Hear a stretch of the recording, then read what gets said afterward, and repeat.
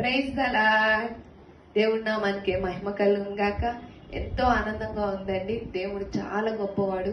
నిజమైన దేవుని మనం కలిగి ఉన్నాం. జీవం గల దేవుని మనం కలిగి ఉన్నందుకే వేలాది కోట్లాది స్తుతి స్తోత్రాలు చెల్లించుకుందామండి. ఎందుకు అంటారా? నూతన సంవత్సరంలోకి దేవుడు మహాకృపను బట్టి నూతన దయా కిరీటం ధరింపచేసి 2025 సంవత్సరంలోకి సంపూర్ణ సంతోషంతో మనల్ని అడుగు పెట్టించి ఉన్నాడు.